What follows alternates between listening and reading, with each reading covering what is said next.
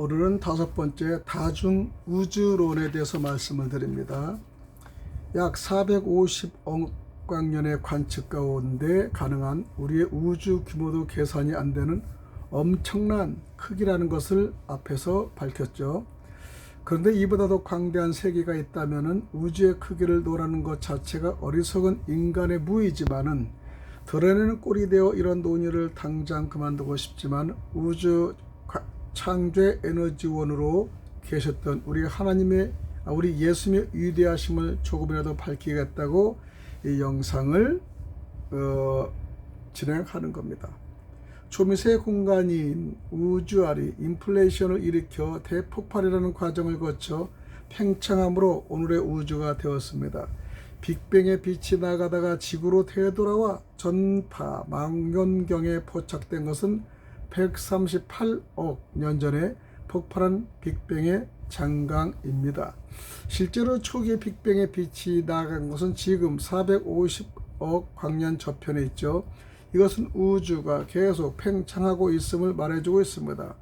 무에서 태어난 작은 공간이 인플레이션을 일으켜 그 팽창한 우주가 우리의 우주 하나뿐인 아닐 것이라고 생각하는 사람들이 점차 늘어나게 됩니다.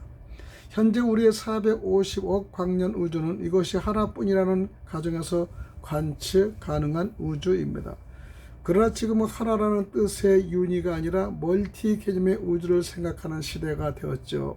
다시 말해 우리의 우주인 유니버스만 있는 것이 아니라 다수의 우주인 멀티버스가 존재한다는 것입니다. 이 우주론을 가리켜 다중우주론이라고 합니다.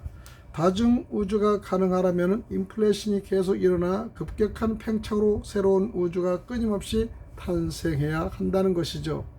우주는 탄생 후 138억 년 동안 계속 팽창해 왔지만 관측 가능한 영역은 극히 일부여서 우주 전체의 크기가 어느 정도인지 거의 알려져 있지 않으며 무한일 가능성도 있다는 것이요. 다중우주를 메가 우주라고 할 수 있습니다.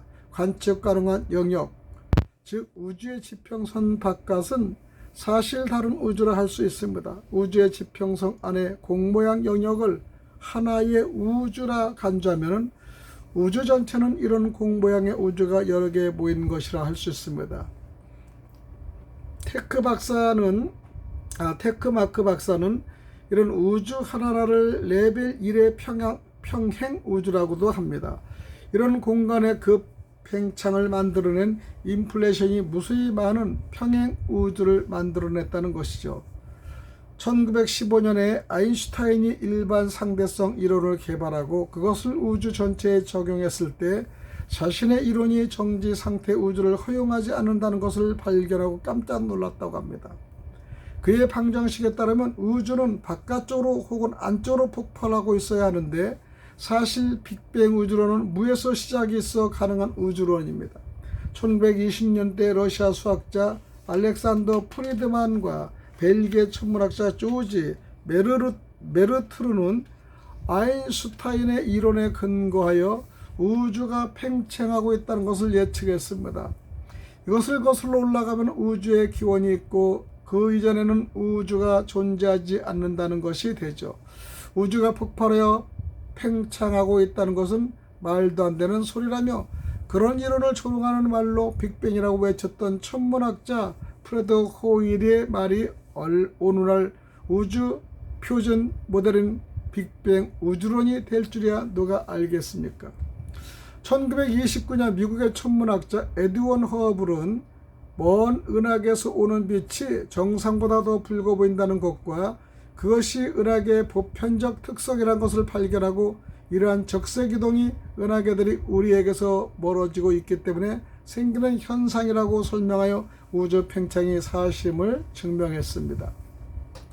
1940년대 조지 가모터는 대폭발이 정말 일어났다면 우주의 배경 온도가 절대 0도, 영하 200cc 3.15도보다 겨우 몇 도 더 높을 것이라고 예측합니다. 아니나 다를까 1965년 두 과학자가 우연히 우주 배경 복사를 발견했는데 그것은 절대 온도보다 고작 3.7도가 더 높았다는 것이죠. 우주 배경 복사 탐사 위성 코베가 발견한 우주 배경 복사의 온도가 별다른 차이가 없이 거의 균일하다는 것과 우주 배경 복사 스펙트럼이 빅뱅 모델이 예측한 것과 완전히 일치한다는 것이 밝혀지고 그 후에도 여러 가지 과학적 증거들이 발견되어 빅뱅 이론은 의심의 여지 없이 오늘의 우주 표준 모델로 자리 잡게 된 것입니다. 빅뱅 우주론은 무에서의 시작이 있었음을 전제로 하기 때문에 성경의 창조론에 가장 적합한 우주 모델이라고 할 수 있습니다. 대폭발은 인플레이션이 있어야 가능하기 때문에 다중우주론을 증명하려면 인플레이션이 과학적으로 증명되어야 한다는 것이죠.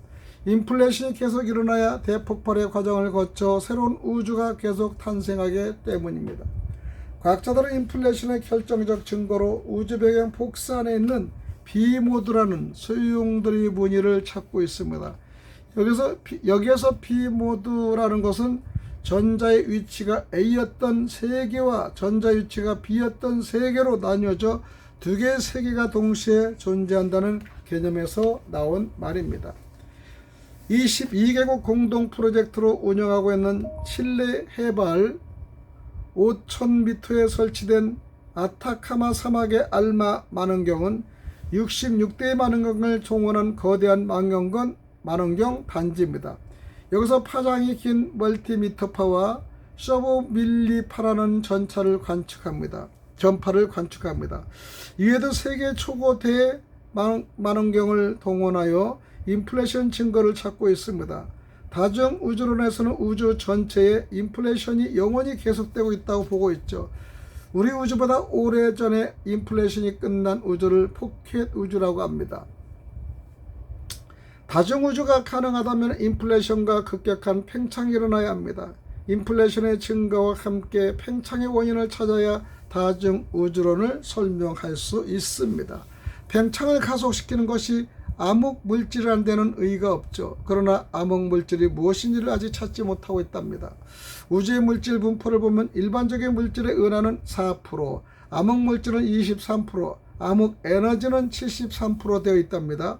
암흑물질을 찾겠다는 과학자들의 집념이 대단하여 조만간의 성과가 있을 것으로 보고 있습니다. 암흑물질의 첫 번째 후보는 윈프라는 입자이고요. 그 다음 후보는 엑시온입니다. 암흑물질이 발견되면 모든 물질이 원자로 되어 있다는 상식이 뒤잡혀지는 우주론의 대혁명이 일어날 것으로 보고 있습니다.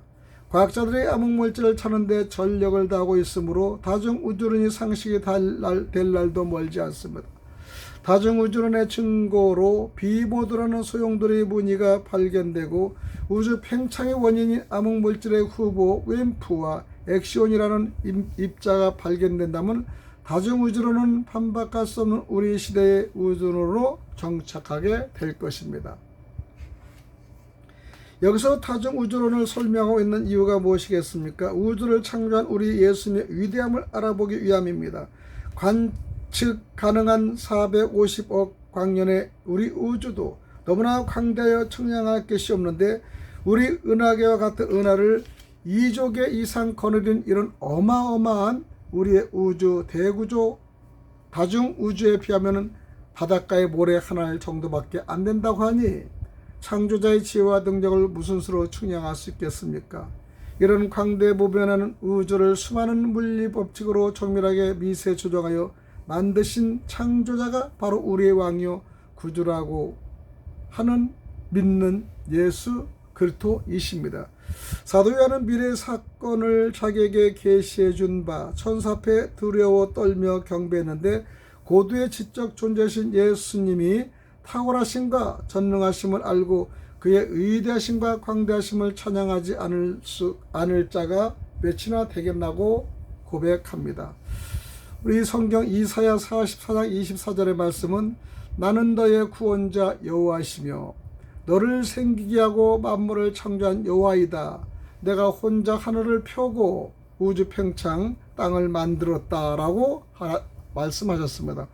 오늘 다중 우주론에 대해 여기까지 말씀을 드리겠습니다. 샬롬. 오늘도 승리하시기 바랍니다. 할렐루야.